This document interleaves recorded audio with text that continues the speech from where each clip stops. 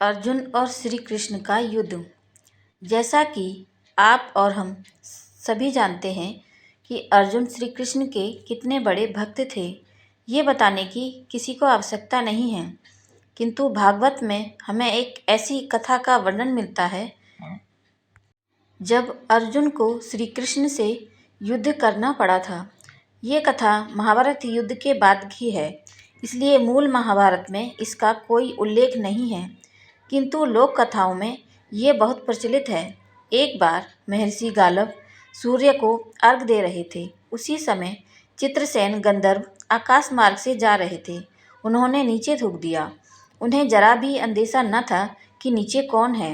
वह पीक सीधे महर्षि गालव की अंजलि में जा गिरी, जिससे उनकी साधना अपवित्र हो गई। ये देखकर उन्हें बड़ा क्रोध आया और उन्होंने अपने तपोबल से जान लिया कि ये कार्य चित्रसेन का है। वो उसे श्राप देना ही चाहते थे, किंतु तपोबल के क्षीण हो जाने के कारण उन्होंने ऐसा नहीं किया। किंतु उनका क्रोध शांत नहीं हुआ और वे श्री कृष्ण से मिलने द्वारका पहुँचे। श्री कृष्ण ने उनकी बड़ी आवभगत की और ब्राह्मण पर हुए इस पाप कर्म को सुनकर उन्होंने प्रतिज्ञा कर ली कि 8 पहर के अंदर वे चित्रसेन का वध कर देंगे।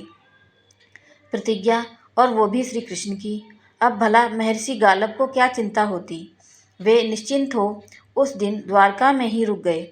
उसी समय देवर्षि नारद भी श्री कृष्ण से मिलने पहुँचे और श्री कृष्ण के मुख पर विषाद की छाया देखकर उन्होंने इसका कारण पूछा। श्री कृष्ण ने उन्हें सारी बात बताई। देवर्षि को कौतुक सूझा। वे समझ गए कि प्रभु लीला दिखाना चाहते हैं, किंतु उन्होंने उस लीला को और रोचक बनाने का निश्चय किया और श्री कृष्ण से विदा लेकर चित्रसेन के पास पहुँचे। उस समय चित्रसेन भिक्षुकों को दान दे रहे थे। देवर्षि ने हास्य में ही उनसे कहा कि तुम ये अति उत्तम कर्म कर रहे हो, क्योंकि मृत्यु से पूर्व दान दक्षिणा देना अति पुण्य का कार्य है। उनकी ये बात सुनकर चित्रसेन डर गए और उनसे इसका कारण पूछा। तब देवर्षि ने उन्हें बताया कि श्री कृष्ण ने 8 पहर में तुम्हारे वध की प्रतिज्ञा कर ली है। अब तो त्रिलोक में तुम्हारी रक्षा कोई नहीं कर सकता। चित्रसेन श्री कृष्ण का प्रताप जानता था। वो समझ गया कि अब उसे कोई शरण नहीं देगा। यहाँ तक कि उनके मित्र देवराज इंद्र भी उनकी सहायता अब नहीं कर सकते। अपनी मृत्यु निश्चित जानकर उसने ब्रह्मापुत्र नारद की ही शरण ली। उसने कहा, हे देवर्षि, जो कुछ भी हुआ अनजाने में हुआ। फिर पता नहीं क्यों प्रभु ने मेरे वध की प्रतिज्ञा कर ली। अब आप ही कोई उपाय बताइए। ये सुनकर देवर्षि ने चित्रसेन से कहा कि तुम अर्जुन से जाकर सहायता मांगो। वो तुम्हारा शिष्य है। अज्ञातवास के समय तुमने ही बृहन्नला रूपी अर्जुन को नृत्य और संगीत की शिक्षा दी थी। वो अवश्य अपने गुरु की रक्षा करेगा। तब चित्रसेन ने कहा, हे देवर्षि, अर्जुन अवश्य ही मेरा शिष्य है, किंतु वो श्री कृष्ण का अनन्य भक्त है। जब उसे पता चलेगा कि श्री कृष्ण ने मेरे वध की प्रतिज्ञा कर ली है, तो कदाचित वो भी मेरी सहायता न करे। ये सुनकर देवर्षि ने उन्हें सुभद्रा के पास जाकर उनसे अभय लेने को कहा। उनकी आज्ञा मानकर चित्रसेन यमुना के तट पर पहुंचा और संध्या वंदन कर रही सुभद्रा को अपना परिचय दिया। जब सुभद्रा को पता चला कि वे उसके पति के गुरु हैं, तो उन्होंने उनका बड़ा सत्कार किया। तब चित्रसेन ने चतुराई से उनसे कहा कि उनके प्राणों पर एक संकट आ पहुंचा है और वे चाहते हैं कि सुभद्रा अर्जुन से कहकर उनके प्राणों की रक्षा करे। सुभद्रा अर्जुन के बल को जानती थी, इसलिए उसने बिना पूरी बात जाने ही चित्रसेन को उनकी रक्षा का वचन दिया। किंतु जब बाद में उन्हें पता चला कि उनके भाई ने ही उनके वध की प्रतिज्ञा की है, तो वे भी बड़े धर्म संकट में पड़ गईं। किंतु चूंकि उन्होंने चित्रसेन को वचन दिया था, इसलिए वे उन्हें लेकर अर्जुन के पास आईं। अर्जुन ने जब अपने गुरु को देखा तो उनकी बड़ी सेवा की। तब सुभद्रा ने अर्जुन को पूरी स्थिति कही और अपने वचन के बारे में भी बताया। अब तो अर्जुन भी धर्म संकट में पड़ गए, किंतु अपनी पत्नी के वचन की रक्षा के लिए उन्होंने भी चित्रसेन को अभय प्रदान किया। उधर देवर्षि नारद को इस लीला को देखकर बड़ा आनंद हुआ। वे श्री कृष्ण के पास गए तो श्री कृष्ण ने उनसे पूछा कि इस समय चित्रसेन कहाँ है।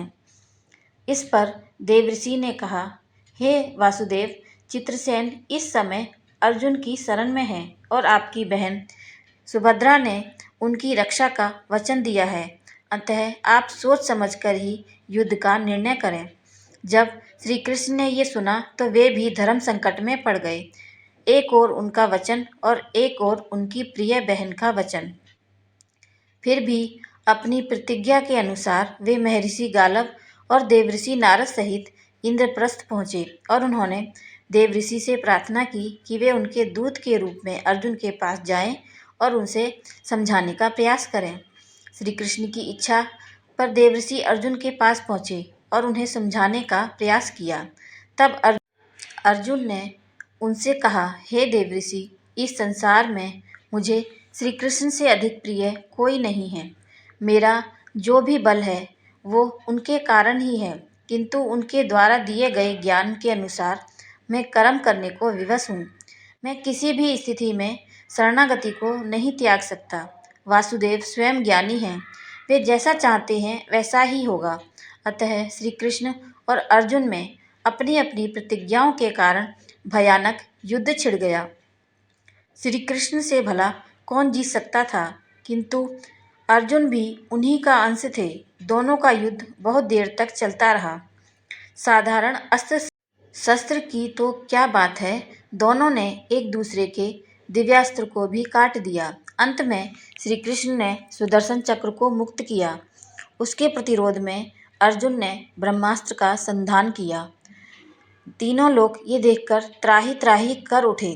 युद्ध का ऐसा भयानक रूप देखकर स्वयं परमपिता ब्रह्मा को मध्यस्थता के लिए आना पड़ा। परमपिता को युद्ध क्षेत्र में आया देखकर अर्जुन और श्री कृष्ण ने उन्हें प्रणाम किया। तब ब्रह्मदेव ने अर्जुन से ब्रह्मास्त्र वापस लेने को कहा और श्री कृष्ण से उस युद्ध को समाप्त करने की प्रार्थना की। उन्होंने कहा, हे कृष्ण, आपकी लीला अब सृष्टि के विनाश का कारण बनने वाली है। अतः आप कृपा कर इस युद्ध को समाप्त करें। और आप और अर्जुन तो स्वयं नर नारायण के अवतार हैं, फिर विरोध कैसा? अर्जुन मनुष्य होने के कारण अपनी प्रतिज्ञा में जकड़ा हुआ है, किंतु आपको कौन बांध सकता है? आप तो प्रभु हैं, अतः अपनी प्रतिज्ञा से मुक्त होने के लिए पूर्ण स्वतंत्र हैं। अतः अब लीला छोड़िए और इस युद्ध का निवारण कीजिए। ब्रह्मा जी की इच्छा सुनकर श्री कृष्ण अतः उस युद्ध से विरत हो गए और स्वयं अपनी प्रतिज्ञा तोड़कर उन्होंने अपने भक्त की प्रतिज्ञा की रक्षा की। उन्होंने अर्जुन को हृदय से लगा लिया और उसकी भूरी भूरी प्रशंसा की। सुभद्रा ने भी अपने भ्राता को कोटि कोटि धन्यवाद कहा। सभी प्रसन्न थे, किंतु महर्षि गालव बड़े रुष्ट हुए। उन्होंने कहा, हे प्रभु, आपने तो अच्छा छल किया, किंतु अब चाहे मेरा तपोबल नष्ट ही हो जाए, चित्रसेन को मैं स्वयं दंड दूंगा। मैं अभी श्राप देकर अर्जुन सहित चित्रसेन को भस्म कर देता हूँ। ये कहकर उन्होंने अपनी अंजलि में जल लिया। तब अपने पति पर संकट आया देखकर सुभद्रा ने कहा, हे महर्षि, यदि मैं पतिव्रता हूँ और श्री कृष्ण पर मेरी पूर्ण भक्ति है तो आपका जल भूमि पर ना गिरे। सुभद्रा के पतिव्रत के प्रभाव से महर्षि गालव की अंजलि में रखा जल वहीं स्तंभित हो गया। ये देखकर गालव सुभद्रा के पतिव्रत को समझ गए और उनका क्रोध शांत हो गया। चित्रसेन ने भी उनसे क्षमा मांगी और कहा, उनसे जो अपराध हुआ है वो अनजाने में हुआ है। तब महर्षि गालव सभी को आशीर्वाद देकर वापस अपने आश्रम लौट आए और चित्रसेन के प्राणों की रक्षा हुई। जय श्री कृष्ण। मेरी ये कहानी आपको कैसी लगी मुझे कमेंट करके ज़रूर बताएं। अगर बोलने में कोई गलती हो तब भी अवश्य बताएं और मेरे चैनल को लाइक शेयर और सब्सक्राइब ज़रूर करें। धन्यवाद।